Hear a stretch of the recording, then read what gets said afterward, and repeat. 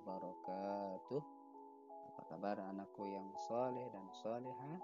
Kembali lagi bersama Pak Ari di tema ketiga, tokoh dan penemuan. Subtema ketiga, ayo menjadi penemu, dalam pembelajaran 5 dan 6. Baik anak sekalian, sebelum kita mulai pembelajaran ini, alangkah baiknya kita awali dengan membaca basmalah.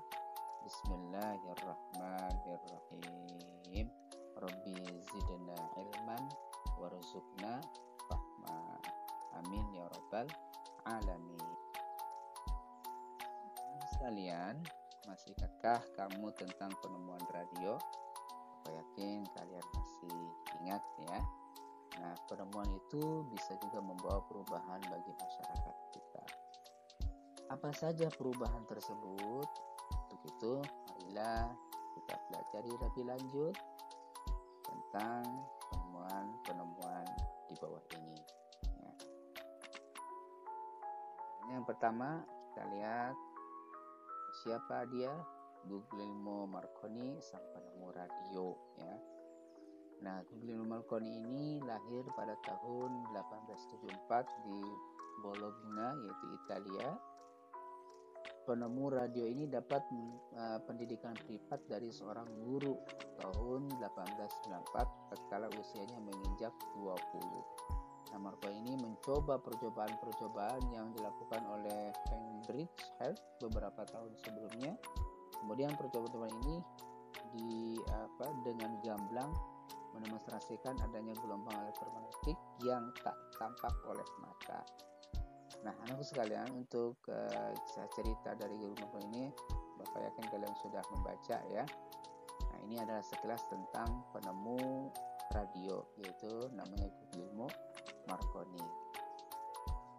Apa saja manfaat yang kita rasakan pada radio ini? Bapak yakin kalian bisa merasakan manfaat-manfaat dari radio, tentunya yang bersifat positif ya nak ya, dari apa yang kita dengar. Nah, diantaranya kita bisa mendengarkan lagu ya, dan juga bisa mendengar berita dari daerah. Kemudian juga kita bisa melihat informasi penting atau mendengar informasi penting, dan juga ceramah atau tausiah. Nah, itu diantara manfaat radio yang kita dengar. Kemudian bagaimana manfaat radio di bidang ekonomi? Ya, apa saja? Di antaranya digunakan sebagai media informasi tentang harga bahan pokok, kemudian juga sebagai media untuk iklan produk.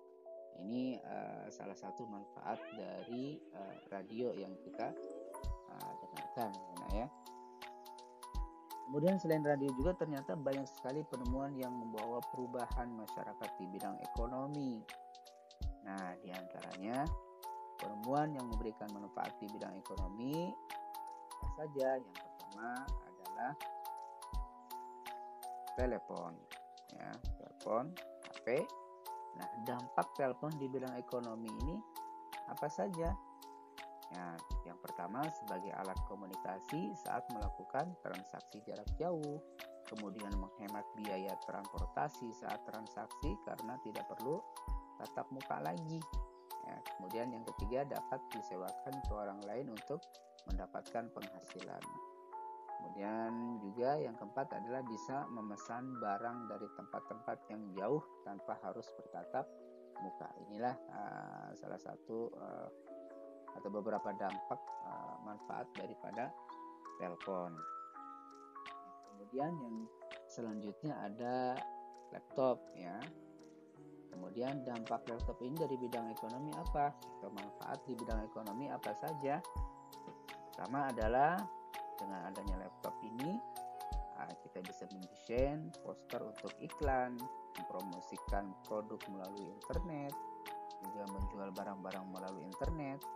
Dan juga yang terakhir, pembeli bisa berasal dari berbagai daerah, bahkan dari negara lain. Inilah manfaat atau dampak yang kita bisa ambil dari laptop. Ini juga ada mobil. Nah, di sini ada gambar mobil angkot ya nak ya.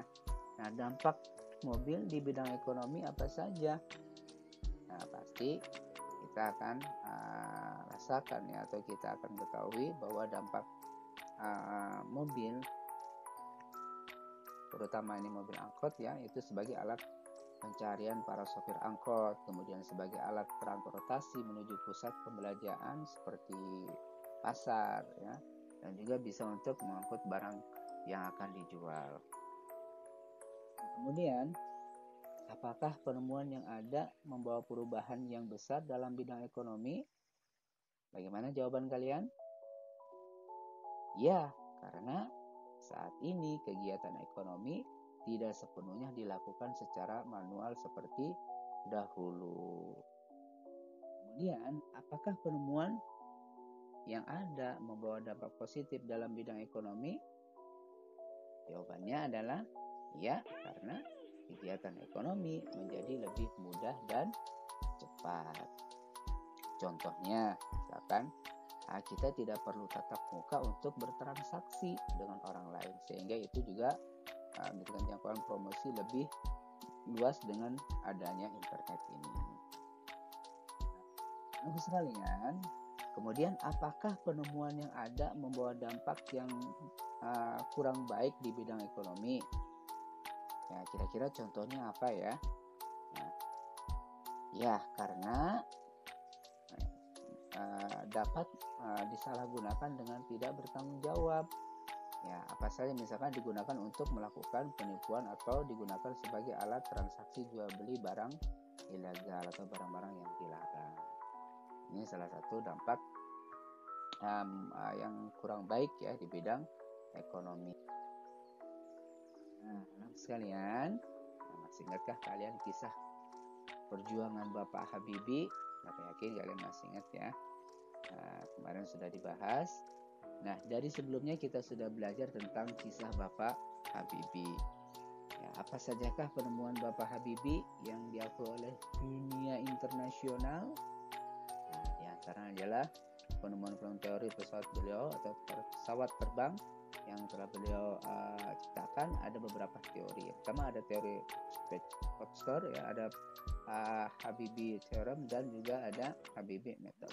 Nah, ini adalah 3 teori ketika beliau menciptakan pesawat. Nah, apa yang dilakukan Bapak Habibie untuk menunjukkan sikap cinta tanah air?